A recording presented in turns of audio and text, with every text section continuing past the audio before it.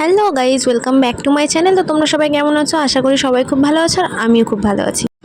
তো তোমরা ভিডিওর ফার্স্টে দেখতে পাচ্ছ আমি আর আমার বোন হেঁটে হেঁটে কোথাও একটা যাচ্ছি। আর শুধু আমি আর আমার বোন নেই, আমার সাথে আমার মামিও রয়েছে। তো ক্যামেরাটা ধরেছিল। আর আমরা আজকে যাচ্ছি পার্লারে। আর পার্লারে তো অনেকে অনেক কিছুই করছে, ধরো হেয়ার স্ট্রেটনিং, তারপরে নেল এক্সটেনশন, অনেকেই অনেক কিছু করছে, মেকআপ, ফেসিয়াল, অনেক কিছুই করছে। তো আমার তো তার কিছুই করবো না, তাই ভাবলাম একটু আইব্রোটাই করে আসি।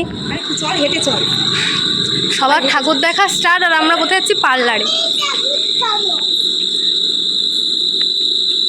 সবাই চুল স্ট্রেট করছে, তারপরে নেল এক্সটেনশন করছে। আমরা তো কিছুই করছি না, আমাদের কি প্যান্ডেলে ঢুকতে দেবে? তো আমরা বকবক করতে করতে তো পার্লারে চলে এসেছি। তোমরা কি ভাবছো পার্লারে এসে আমরা চান্স পেয়ে গেছি? না গো না।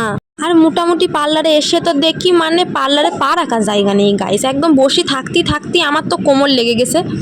আর গাইজ তোমাদের তো আমি প্রথমে বললামই আমি আইসি আইব্রো করতে, কারণ গাইজ আমি ভিখারি, আমার কাছে এক পয়সাও নেই। কিন্তু ওই যে মামি এত জোর দিল যে একটুখানি তোর ছাগলের দাড়িগুলো সোজা কর, একটু সোজা কর, সুন্দর কর। তাহলে আমার এই ছাগলের দাড়ি তো কোনোদিনও সুন্দর হবে না, তাও একবার টেরাই করি। আর তারপরে তোমরা ভাবছো তো যে ও শ্যাম্পু করাতেছে, ও মাথা ধুয়ে দিয়েছে, ও কানে কেন হাত দিচ্ছে? আরে গাইজ আমি ভয় পাচ্ছি যাতে কানে জল না ঢোকে, আর কানে জল ঢুকলে যন্ত্রণা করবে।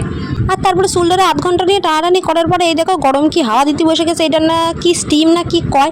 তো ভিডিওটা আজকে এই পর্যন্ত, আসার সময় ভিডিওটা করতে ভুলে গেছি। আজকের মতো টাটা।